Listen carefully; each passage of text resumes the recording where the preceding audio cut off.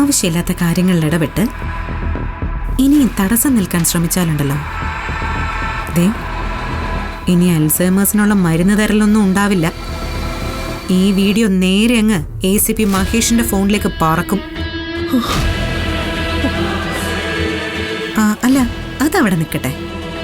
ഞാനും ഗൗതമും കൂടി ഇപ്പൊ ഔട്ടിങ്ങിന് പോകുന്നതില് ആന്റിക്ക് വിരോധം എന്തെങ്കിലും ഉണ്ടോ? പറയാൻറ്റി, വിരോധം ഉണ്ടോ ഇല്ലയോ? എനിക്കെന്ത് വേണം? നിങ്ങൾ എവിടെയാണെന്ന് വെച്ചാ പൊയ്ക്കോ. അയ്യേ, അങ്ങനെ ഒഴുക്കമട്ടിൽ പറയല്ലേ. പിന്നെ എങ്ങനെയാ പറയേണ്ടത്? അത് ഞാൻ പറഞ്ഞു പഠിപ്പിച്ചു തരാം. അതുപോലെ വേണോ ആന്റി അവിടെ വന്ന് പ്രസന്റ് ചെയ്യാൻ. ഇലയ്ക്കും മുള്ളിനും കേടില്ലാത്തൊരിടപാട്. എന്തു പറയുന്നു? ഓക്കെ ആണോ?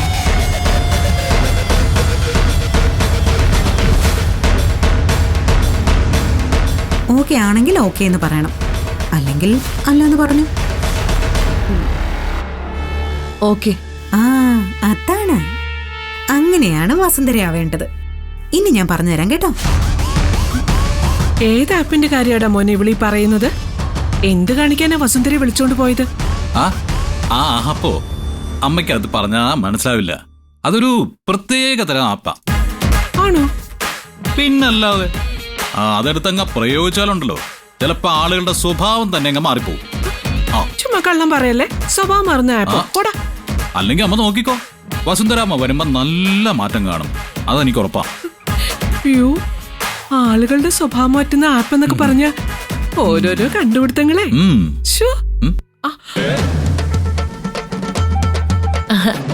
നീ പറഞ്ഞത് കറക്റ്റാ. അവിടെ ഏത് സമയം വല്ലാത്ത തിരക്കാണെന്നേ. അതല്ലേ ആന്റി അവിടെ പോകണ്ടെന്ന് ഞാൻ പറഞ്ഞത്. ഒരു പ്രൈവസി ഇല്ലാന്നേ.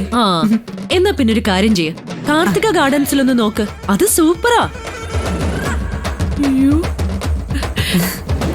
ഗൗതം, ആന്റിക്ക് ആ ആപ്പ് വളരെയധികം ഇഷ്ടപ്പെട്ടു. നമ്മൾ ഔട്ടിങ്ങിന് പോയിട്ട് സമയം പോലെ മീറ്റിംഗ് അറ്റൻഡ് ചെയ്താൽ മതി എന്നാ പറയുന്നത്. എന്റെ ഈശ്വര, ഇതെന്തൊരു മായ. കൊള്ളല്ലേ ഈ ആപ്പ്.